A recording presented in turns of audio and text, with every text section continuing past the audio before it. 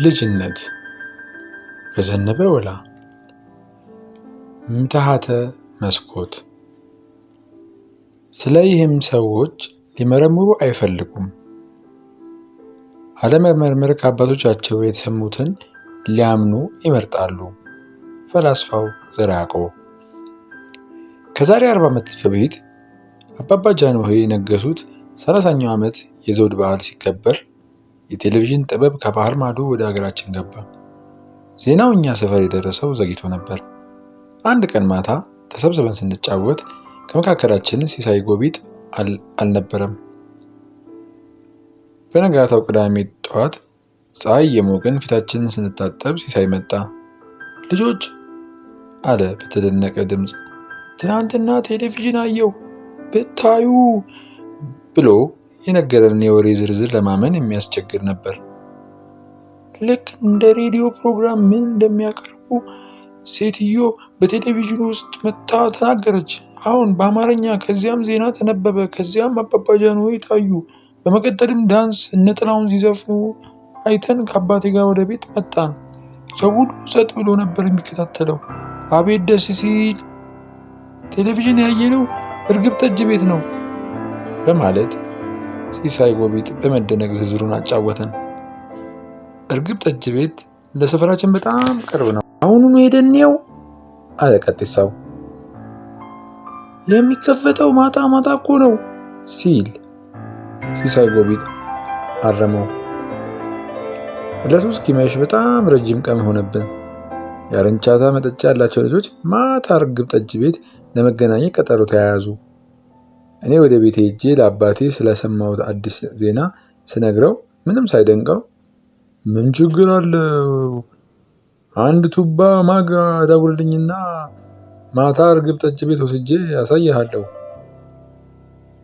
እናቴም እንደኔው ጓጓችና አንተ ትናንትና አይተሃል ማለት ነው ለጋሼ። ወሬው ወደ ጆሮ የደረሰው ዘግይቶ ነበር አለ አባቴ እኔን እያስተዋለ። ወይኔ እኔን ሳትወስደኝ ብቻህን ሄደህ ታያለህ አልኩና እየተቆጨው ማዳወሪያውን አዘጋጅቼ ማዳወር ጀመርኩ። ጋሼ አንተ የሞላልህ ነህ። እኔ ቴሌቪዥን እያየሁ ልዝናና ብል ያንተና የኔን ሆድ ማን ይሞላልናል? ለማንኛውም ማታ እርግብ ጠጅ ቤት ነን አለና ስራውን ቀጠለ። የተናፈቀው ምሽት ደረሰ። ተያይዘን እርግብ ጠጅ ቤት ሄድን። 2 ሰዓት ላይ ቴሌቪዥኑ ተከፈተ። ፕሮግራም አስተዋዋቂው ብቅ ብላ በዕለቱ ምን እንደሚቀርብ ነገረችን። ተከትሎም ዜና አቅራቢው ብቅ አለ። ይኸውልህ አሳምነው ገብረወልድ ማለት ይህ ነው አለኝ አባቴ በሽኩርታ። እንደምን አመሻችሁ፣ ዜና እናሰማለን። ዜናውን የማሰማችሁ አሳምነው ገብረወልድ ነኝ። በመጀመሪያም ርዕሰ ዜና። ግርማዊ ቀዳማዊ ኃይለ ሥላሴ በዋሽንግተን ዲሲ የሚያደርጉትን ጉብኝት አጠናቀው ወደ መናገሻ ከተማቸው አዲስ አበባ ገብተዋል።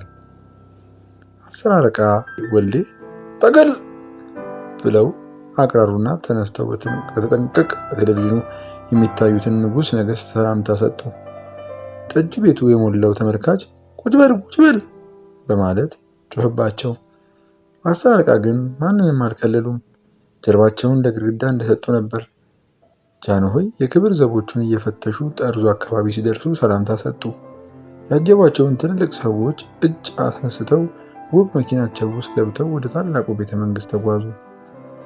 10 አለቃ ወልዴ ሰላምታቸውን አወርደው ቁጭ አሉ። ብርሌውን ጠጅ ከጠረጴዛው ላይ ብድግ አድርገው አንደቀደቁት። አሳምነው ሌሎች ዋና ዋና ዜናዎችን አነበበ። ተመልካቾቹ ግን አብይ ብለው በናፈቁት የሚጠብቁትን የጃንሆይን ዜና በመጠናቀቁ ማውጋት ጀምረዋል። የቴሌቪዥን አሰራር እኛን ልጆቹን ብቻ ሳይሆን አዋቂዎቹንም አስገርሟል። ሬዲዮ በጋኔን እንደሚሰራ ሁሉ ቴሌቪዥንም ጋኔን ይኖርበት ይሆን ይላሉ። አባ ጠቅል ምን ይሳነዋል? ረብጣ ፓውንዱን ሲቆጥርላቸው ፈረንጆቹ አመጥተው ተከሉለት። በረከቱ ለእኛም ደረሰን ብለው ይህንንም ላሳያቸው አምላክ ምስጋናቸውን አቀረቡ። ቴሌቪዥን በጋኔን አይሰራም ማለት ነው አልኩ ሆዴ። ጓደኞችን ማየት ጀመርኩ። ሴምላን ንፍጡን በእጅጌው እየጠረገ ቴሌቪዥኑን ያያል። ሲሳይ ጎቢጥ የአባቱን ካፖርት ደርቦ ትልቅ ዱላውን ተመርኩዞ አፉን በሰፊው ከፍቶ ቴሌቪዥኑ ላይ አፍጧል። ቀጢሳውና አብነት ባሪያው በአባታቸው ግራና ቀኝ ተቀምጠዋል። ፉንጌ አለኝ ቀጢሳው። ዞርኩኝ። አሁን ዘፈን እኮ አለ። በጥቅሻ አሁን አልኩት። እስኪ ካረንቻ ተሻቅምሽኝ፣ እኔ የመጠጣው ብርዝ ነው፣ ከፈለግሽ አቀምስሻለሁ። አባቴ ወሬ ታወራለህ እንዴ?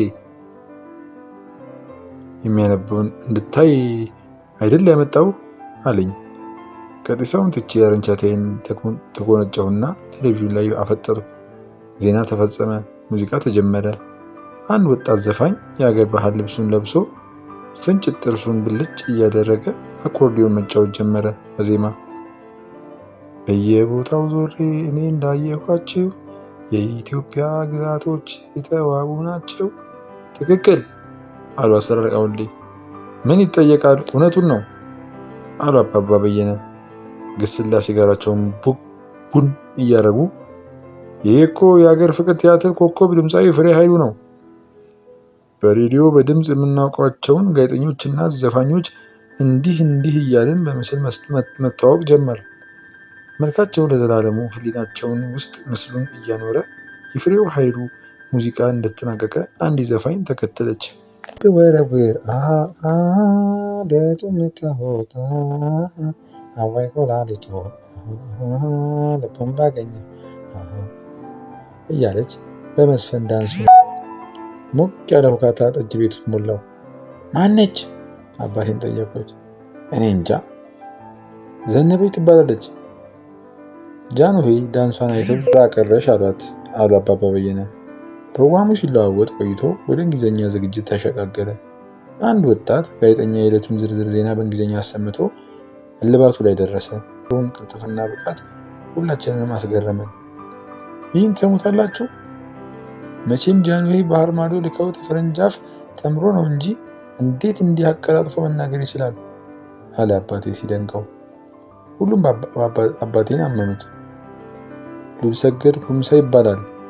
በእርግጥ ባህር ማዶ ተልኮ የፈረንጅ አፍ ተምሯል አሉ አባባ በየነ። ጥላሁን ገሰሰን እነ ብዙነሽ በቀለን ጠብቀን በመቅረታቸው ቅር አለኝ። ጋሼ በስራው ከተግባባን ነገም እዚሁ እመጣለሁ አለኝ አባቴ። ፊታችን ወደ ስፍራችን መለስን። በዚህ ጊዜ መንገድ ላይ መብራት በመንደራችን አካባቢ አልተተከለም። ድንገት የሚከፈቱና ክፍታቸውን ያሉ በሮች የሚሰሩት የብርሃን እርከን አልፎ አልፎ ይታያል።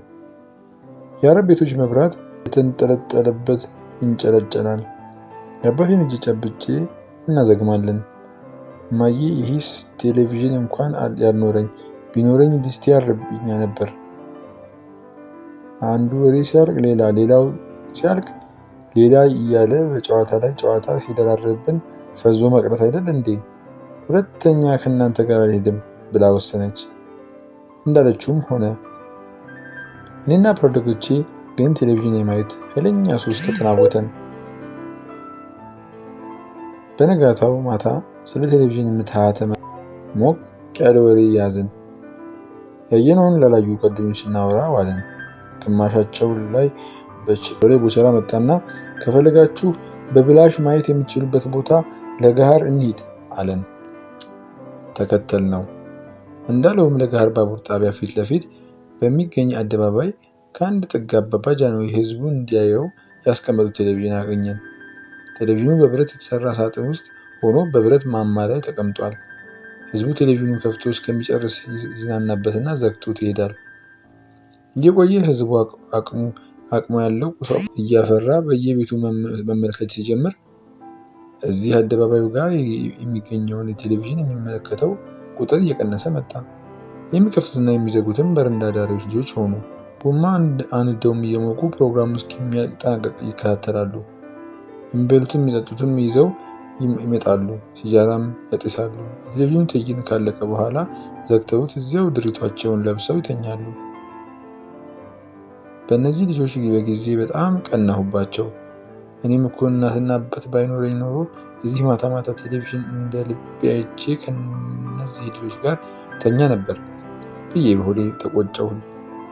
እንደመታደል ሰፈራችን ውስጥ ከኛ ቤት ፊት ለፊት ጠጅ ቤት ተከፈተ። ባለ ጠጅ ቤቷ ጓደቴ የሚባሉ የወለታ ሰው ናቸው። ጠጅ በስሙኒ 2 ብርሌ ብርዝ በ15 ሳንቲም ሲሆን ትልቁ ለስላሳ መጠጥ በስሙኒ ትንሹ በ15 ሳንቲም ይሸጣል። ጓደቴ ጠጅ ቤት ቴሌቪዥን ስለነበረ የእኛን ደንበኝነት እየጠነከረ ሄደ። ፍራንክ ስናጣ ደጅ ላይ ቆመን እንመለከታለን። አንዳንዴ ዞር እንድንል ተነግሮን ችላ ስንል አምቡላ ይደፋብናል።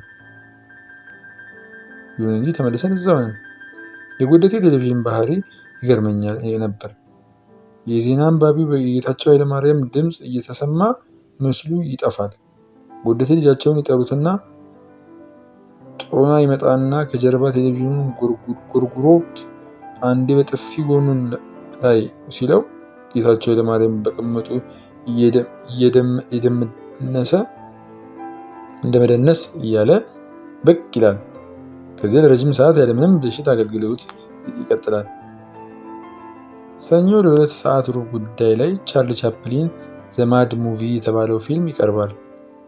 15 ደቂቃ ብቻ ነው የሚኮመከው። ያለ ሳምንት የሚሆን ሳቅ ይሸምተናል። የሳምንት የሚሆን ያሸምተን ነበር። እኛም ቻርሊን ይሆንን እንተውነዋለን።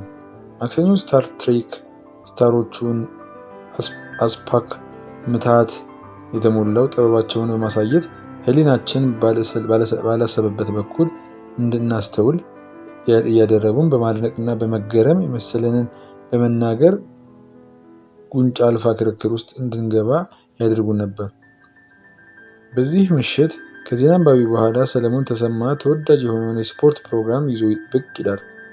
የራሳችንን አገር የእግር ኳስ ፈርጦች ጨምሮ የብራዚል ፔሌ፣ ጋራቺንና ርቱን ዓለም ኮከቦች ውሎ ያወጋናል። ወደ አሜሪካና በምናብ ይዞን ሄዶ በዘመናችን ዝነኛውን ተወዳጅ የሆነውን ቦክሰኛ መሐመድ አሊ ምንነትና ውጤት እነሆ ይልናል። ቦክሰኛው መሐመድ አሊ ታላላቆቻችንን ሲያወሩ እንደሰማነው አጭርና ወፍራም ሳይሆን ቆንጆና ተፈጥሮ ዘንካታ ቁመት የቸረችው ወጣት ሆኖ አገኘነው። ሮብ ሲስሚ ስትሪት ላይ አክተሮቹ አሻንጉሊቶች ናቸው። ስማቸውን ባናውቀውም እኛ የራሳችንን ስም አውጥተንላቸው እንመለከታቸዋለን። ሐሙስ ለእኛም የቀን ቅዱስ ነበር። ማይኔክ በሚባል ርዕስ አጭርና በድርጊት የተሞላ ፊልም ይተላለፍልናል። ማይኔክ እንደ ልብ ክትክት ስላለበት በጣም እንወደዋለን። ልክ እንደ ጄምስ ቦንድ አሪፍ ሸዋጅ ነው። አርብ ቮናዛ 4 ወይም 5 ቴክሶች የዕለቱን ትዕይንት አቅርበውልን ከጥበብ ምታት ያቋድሱናል። ቅዳሜ 11 ሰዓት አካባቢ አበበ ተስፋዬ ውብ እኛ ተረቶቻቸውን ያቀርቡልናል። ልጆች ብቻ ሳንሆን አዋቂዎችም እነዚህን ተረቶች ያወዱት ነበር። ማታ የሳምንቱ ታላቅ ፊልም ይተላለፋል። የሚጀምረው ከምሽቱ 4 ሰዓት በኋላ በመሆኑ ቤት አምሽተው መግባት የግድ ነው። በዚህ ችግር ሁሌም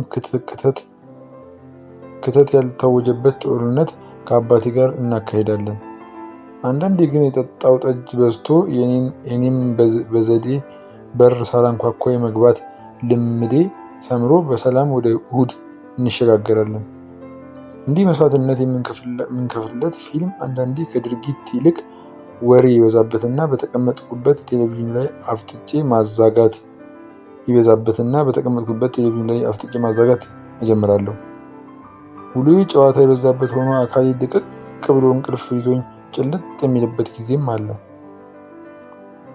ጓደኞቼ ቀስቅሰውኝ ነቃ እልና ትንሽ ቆይቼ እንቅልፍ እንደገና ይዞኝ ልም ይላል። በዚህ ወቅት እኔ ወይም ጓደኞቼ ፈሳችንን ቁቅ ስናደርግ እነቃና እኔ አይደለሁም እሱ ነው እያልኩ በአንድ ላይ አለቅቃለሁ። በዚህ አይነት አያልቅበት የቴሌቪዥን ውስጥ መታት እንዳንሆለልን የህይወቱ ሂደት ቀጠለ። ፈላስፋው ዘርዓ ያዕቆብ እንዳለው ከአባቶቻችን የሰማነውን ከማመን ይልቅ የራሳችንን ጨቅላ ግንዛቤ በምትሃተ መስኮት አጋዥነት እየፈጠርን መሄዳችንን ገፋንበት።